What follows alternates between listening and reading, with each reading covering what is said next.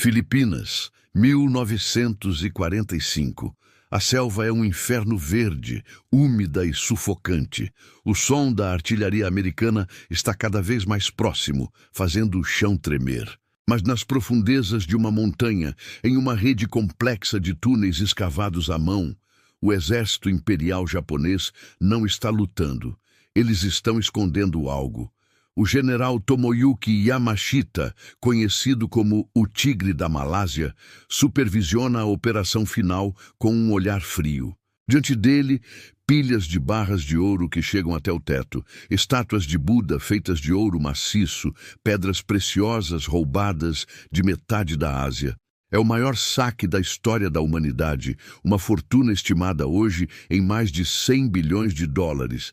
Mas o segredo de sua localização exigia um preço de sangue. Quando a última caixa foi selada e colocada no lugar, Yamashita não deu ordem para os trabalhadores saírem. Ele deu uma ordem diferente. Uma explosão surda selou as entradas. Lá dentro, engenheiros, prisioneiros de guerra e até soldados japoneses de baixa patente ficaram presos na escuridão eterna, enterrados vivos com o tesouro que ajudaram a esconder. Eles eram os guardiões involuntários de um segredo que o mundo passaria os próximos 80 anos tentando desvendar. Onde está o ouro de Yamashita? Ele realmente existe ou é apenas uma lenda de guerra? E por que todos que chegam perto desse tesouro acabam mortos ou destruídos? Se você tem coragem de entrar nesses túneis amaldiçoados, inscreva-se no canal agora. A caçada vai começar. Para entender como tanto ouro foi parar debaixo da terra, precisamos voltar ao início da expansão japonesa. Durante a Segunda Guerra Mundial, o Japão não queria apenas conquistar territórios. Eles queriam recursos. Uma organização secreta, codinome Kim no Yuri, ou Lírio Dourado, foi criada com um único propósito: saquear sistematicamente a riqueza do Sudeste Asiático. Bancos, museus, templos, casas particulares e cofres governamentais foram esvaziados da China à Indonésia.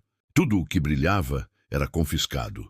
O plano original era enviar essa fortuna imensa para o Japão para financiar o esforço de guerra. Mas em 1944, a Marinha Americana, com seus submarinos implacáveis, cortou as rotas de navegação.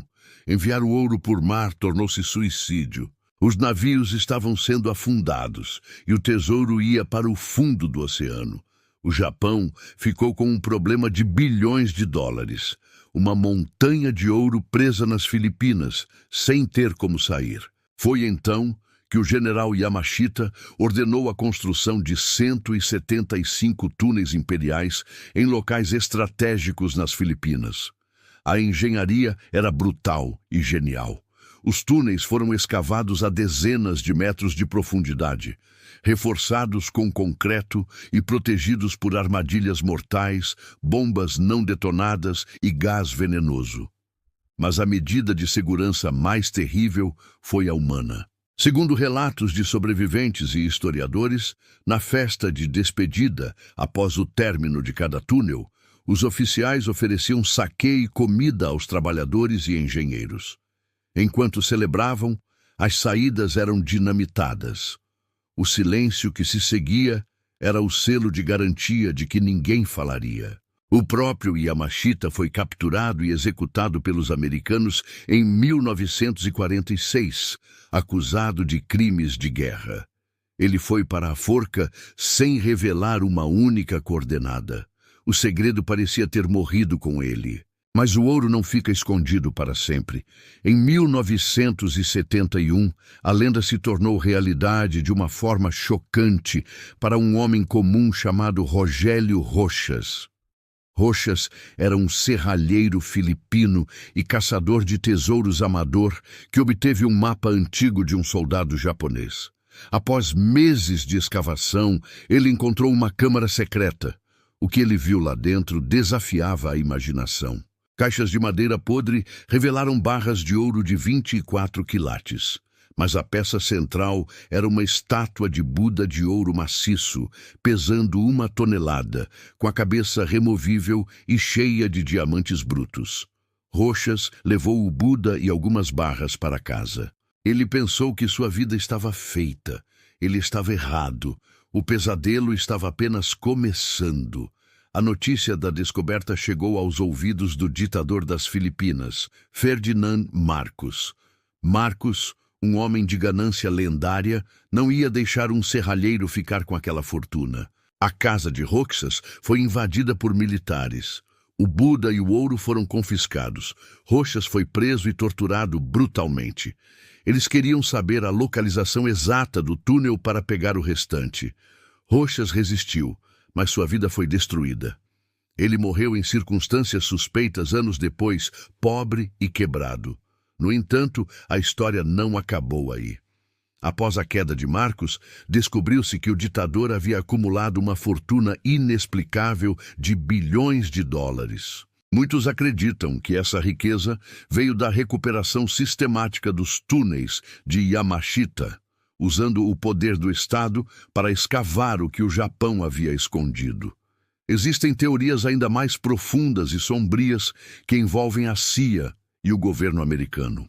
A teoria do Black Eagle Trust sugere que os Estados Unidos sabiam onde o ouro estava e fizeram um acordo secreto após a guerra para recuperar parte dele, usando os fundos para financiar operações anticomunistas ao redor do mundo durante a Guerra Fria. Se isso for verdade, o ouro de Yamashita moldou a geopolítica do século XX sem que ninguém soubesse. Hoje as Filipinas ainda estão cheias de buracos e sonhos desfeitos. Caçadores de tesouros ilegais arriscam suas vidas todos os anos, entrando em cavernas instáveis e enfrentando a selva. Muitos nunca voltam, vítimas de desabamentos, das antigas armadilhas japonesas que ainda funcionam, ou da violência de grupos rivais. O tesouro de Yamashita se tornou uma maldição. Ele promete poder infinito, mas entrega apenas morte e obsessão. A maior parte dos túneis permanece selada, guardada pelos ossos dos homens que foram traídos lá dentro. E talvez seja melhor assim. Algumas portas nunca devem ser abertas, mas a pergunta que não quer calar é: se você tivesse o mapa, você arriscaria entrar? Deixe sua opinião nos comentários. O tesouro vale a sua vida? Não esqueça de deixar o like se essa história te arrepiou e se inscreva nos Segredos da Coroa. Até o próximo mistério.